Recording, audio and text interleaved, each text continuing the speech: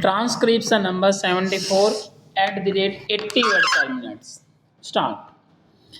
If we look at the provision of the Constitution, we will find that this resolution is in pursuance of the provision in Article 312.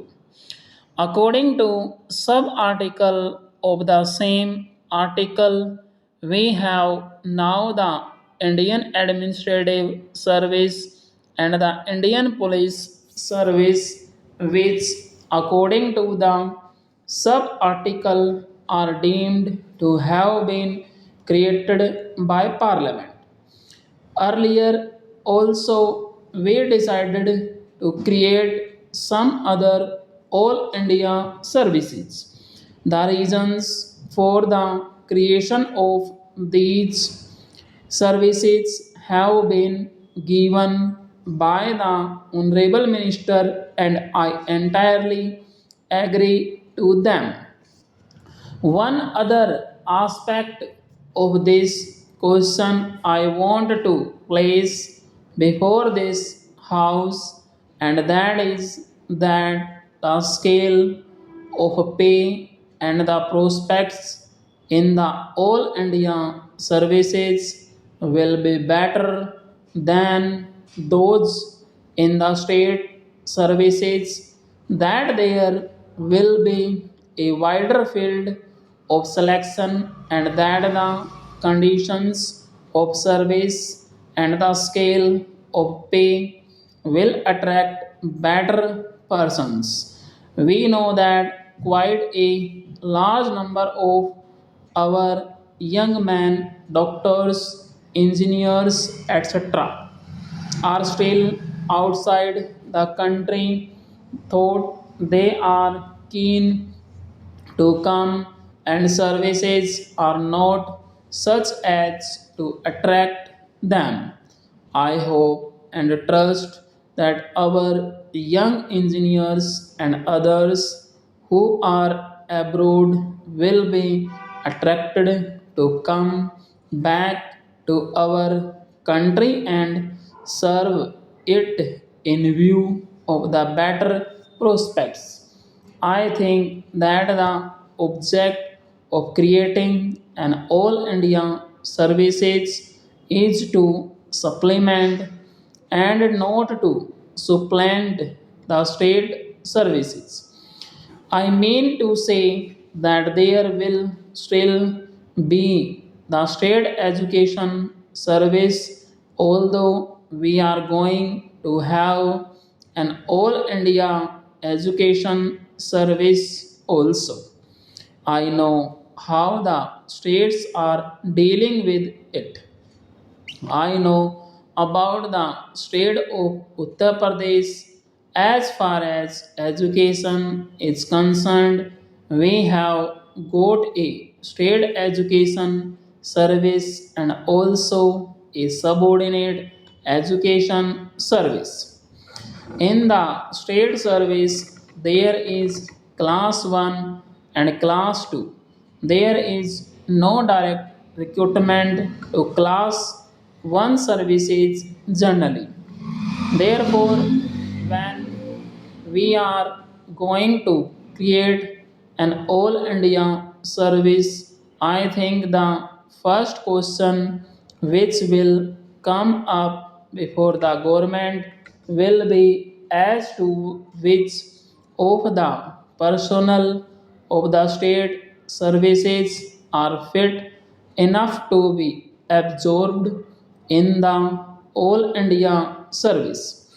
I find that the Honorable Minister had suggested that there might be a proportion of 33% reserved for promotion.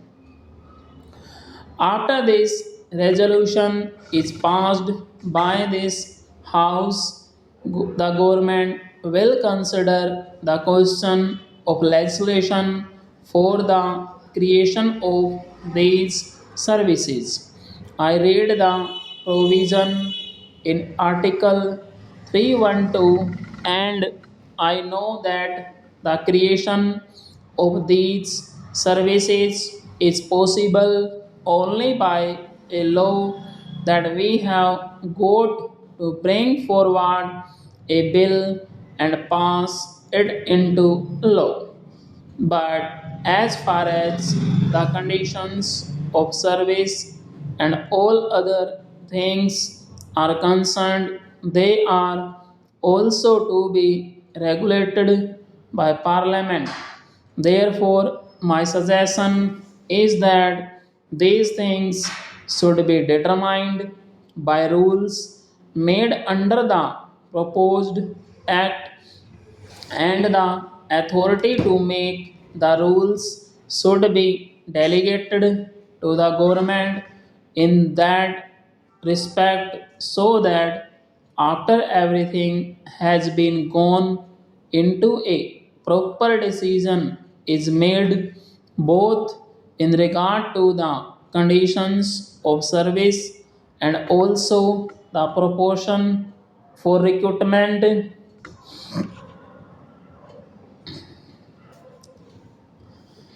for direct recruitment and by promotion. I have seen executive officers working in the states drawn both from the IS and the provincial executive service. Normally, IS officers are deputed to the states, and during their posting they are under the control of the states. They are posted according to the recruitment of the state. I think the same principle will be followed in regard to these all India services also.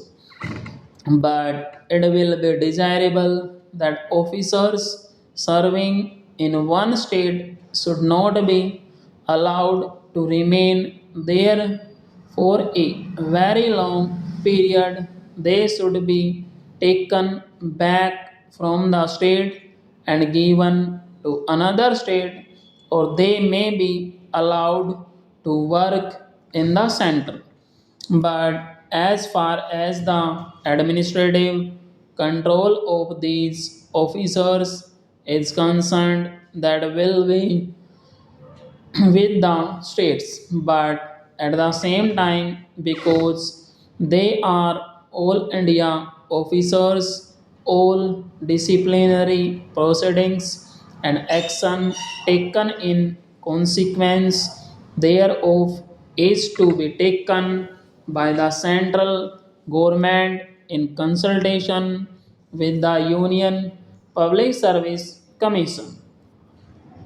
There is one thing more, and that is this: although these officers will be serving in the states and will really, to a certain extent, replace the present state officers, still, I feel that additional expenditure on administration will be necessary.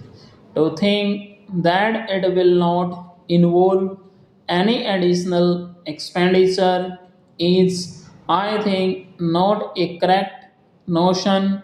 The finances of the states being what they are, all the elastic resources are with us at the center. It is not possible for the states to bear any further burden.